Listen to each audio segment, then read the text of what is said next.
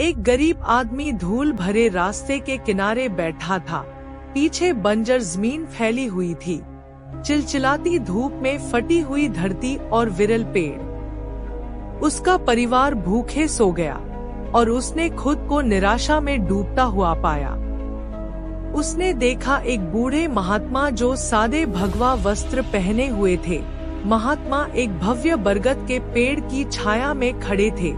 राहत पाने के लिए बेताब गरीब आदमी अपने घुटनों पर गिर गया और चिल्लाया, हे बुद्धिमान, मैं खो गया हूँ। मेरे पास कोई नौकरी नहीं है, अपने परिवार को खिलाने का कोई साधन नहीं है। जीवन का बोझ मुझे कुचल रहा है। महात्मा ने धैर्यपूर्वक सुना, फिर उस व्यक्ति के कंधे पर अपना कोमल हाथ रखा और बोले, मेरे बेटे, पास की नदी में एक पारस पत्थर है। अगर तुम इसे लोहे के किसी टुकड़े से छू दोगे तो वह सोने में बदल जाएगा। जाओ और भाग्य अजमाओ। गरीब आदमी के दिल में उम्मीद जगी। एक पल भी बर्बाद किए बिना वह जादुई पत्थर को खोजने के लिए नदी के किनारे भागा। पेड़ों पर पक्षी चहचहा रहे थे। उसने एक पत्थर उठाया, उसे अपनी जेब में रखे लोहे के एक छोटे टुकड़े से छुआया और ध्यान से देखा। कुछ नहीं हुआ। उसने पत्थर फेंक दिया और दूसरा उठा लिया। फिर से कुछ नहीं हुआ। एक और फिर एक और।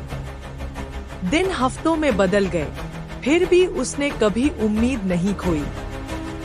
1, 2, 10, 100, 1000 पत्थर। जैसे जैसे वह अपनी खोज जारी रखता गया, उसके पीछे फेंके गए पत्थरों का ढेर बढ़ता गया।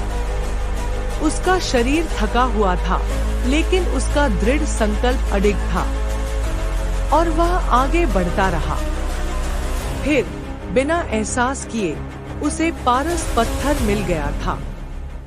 उसके हाथ में मौजूद लोहा जादुई पत्थर को छूते ही सोने में बदल गया। लेकिन वह अपनी दिनचर्या में इतना खो गया था कि उसे पता ही नहीं चला। बिना देखे उसने पत्थर को फेंक दिया, जैसा उसने दूसरों के साथ किया था। उसने एक कदम आगे बढ़ाया और अचानक उसका पैर फिसल गया। वह लड़खड़ा गया, फेंके गए पत्थरों के ढेर पर गिर गया। उसका दिल उसकी छाती में धड़क रहा था। उसने यह कर दिखाया था, लेकिन पारस पत्थर कहाँ था? उसकी आंखें उन अनगिनत पत्थरों को खोजते हुए पागलों की तरह इधर-उधर घूम रही थी, जिन्हें उसने एक तरफ फेंक दिया था। लेकिन नदी उसे बहा ले गई थी, हमेशा के लिए खो गई थी। उसके दिल में एक गहरी उदासी भर गई, लेकिन फिर उसके भीतर कुछ बदल गया। उसने महसूस किया कि अपनी दृढ़ता के माध्यम से वह पहले ही जीत चुका था।